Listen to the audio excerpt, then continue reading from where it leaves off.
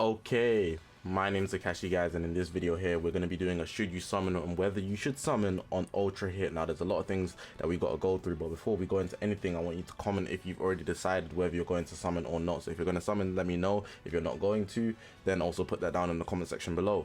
But people are obviously going to want to know if he's actually worth it, and one thing I always advise before you actually summoning is watching some showcases. Your favorite content creator, whether it's me or anybody else, would definitely post a showcase most likely on the unit, so check out their showcase if you want to get information. And I just want to put out some things that Ultra Runners don't usually last long, but they will probably rerun.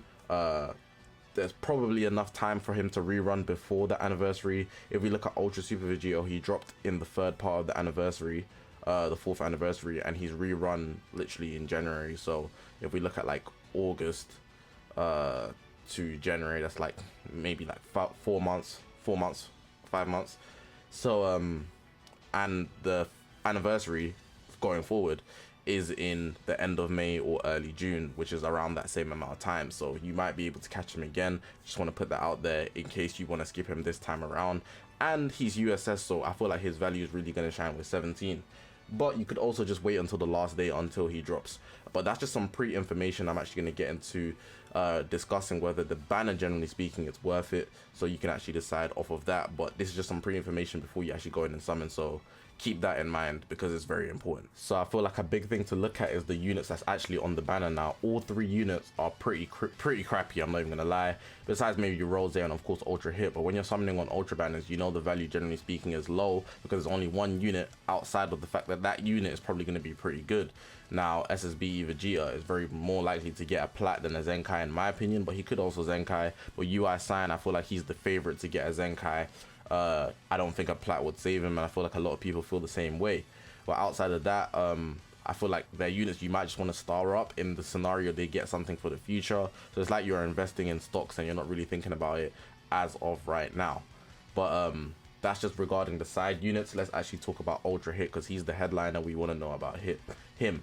So if we actually look at him, I've got him here right now. There's actually a lot. I'm talking about a lot to go into with his kit. Like a lot. If you look at his green card, it's so fat, like it's so stupid. But there are some restrictions that you need to know about actually using his what they call it is a time skip mode. It activates when you actually use the green card, but the green card that is drawn in after you fill your gauge. So once you fill your gauge, the next green card you draw will be a time skip card. That's what it's called. And when you press that, you enter your time skip mode, and it pretty much works all over the place. It's actually pretty insane. However, there are some caps to it. So for example, you can't use a Rise and Rush. Let me show you here. The following restrictions apply during the time skip mode. This character cannot use Rise and Rush or switch, so you have to stay in with hit. If you use the time skip mode against the blue, you're going to stay in with hit and you can't rush in that scenario. Sets own unique gauge to 0, so it resets and ends the time skip mode upon landing the ultimate arts hit. Minus 50% to damage inflicted during time skip mode, excluding ultimate arts. So if you're going to use the time skip mode, it kind of forces you to use your ultimate art so you can do the most amount of damage. So I feel like the best situation is to actually use it when you're actually trying to kill somebody. But again, he's an ultra and he's going to be boosted, so you need to think about literally he's going to be cracked, it seems like it, to start off. There's some other things considering his uni gauge is not full. There's so much writing in his kit, but generally speaking, the time skip thing, it seems pretty stupid, all in and all out. It seems like he's gonna be able to actually just have some things that are pretty annoying, like criticals, which is pretty much every hit. So I feel like with criticals, it's very shaky on whether they're gonna last a long time.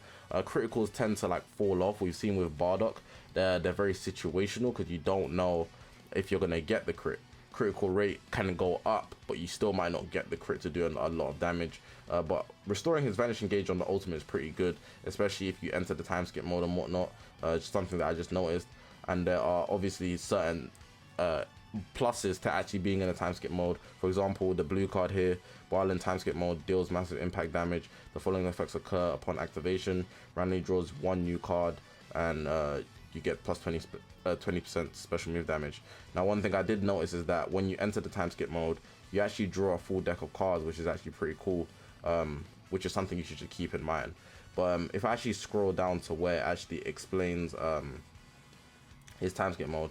There's just something like regarding his kit, generally speaking.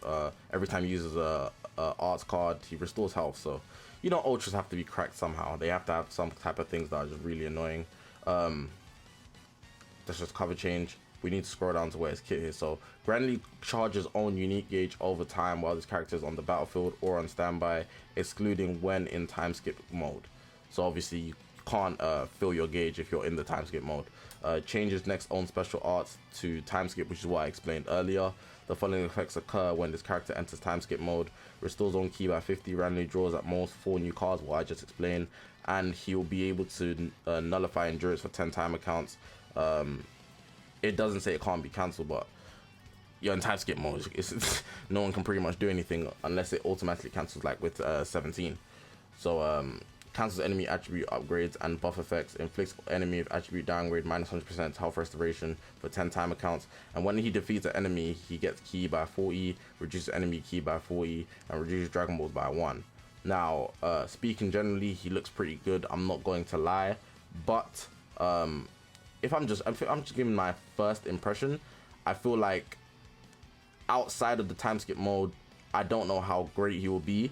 And alongside that, his teams are not the best right now, but he is on its own very, very good. Like, you cannot deny the value in his kit. Just looking at what he can do on its own, it's insane. And he's a melee type. We all love melee types, right? When you hear the range, it's just like, no, but he's a melee type. You can see the strike stats way better. So yeah, it's just overall dope. He doesn't have consistent blast arm on his strike, which I thought he did. But yeah, he does get key every time he uses it, so that's just something dope to point out as well. Now, in conclusion, am I summoning? Yes, I will be summoning. I will be trying to get at least 1 copy. I simply think that he would just rerun, so maybe I might chase him later. I want at least 1 copy just to use him.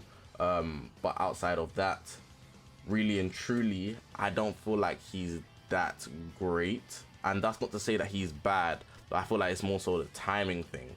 Even if you do get him, you got to think about where you're going to use him. And if he falls off boost and you still have no other place to place him, it's kind of like, okay, you know, with Ultra Gogeta Blue and all these other complete teams, I guess he might be that disruption on its own. But unless you really summon on 17, and even if you did, if you're free to play, you're going to have the Chrono Crystals to even get hit. You got to think about the odds of you actually pulling hit if you actually went for 17 as well. And you're also considering you just came out the festival, all of us, so are you gonna actually be able to afford like, I'm assuming it's not gonna take you you're not gonna get the unit in the first rotation, first step type thing, you know? Most people don't. So Ultra Banner generally be scamming, I'm not even gonna lie. So generally speaking, it's not going to be worth it right now. I'm not saying he's bad at all. I think he has potential to be a top 3 unit. Again, it's very different when you're playing though, but this is just off me reading it. The time skip thing seems very promising, I'm not going to lie, and he's an ultra, so he's going to do damage regardless.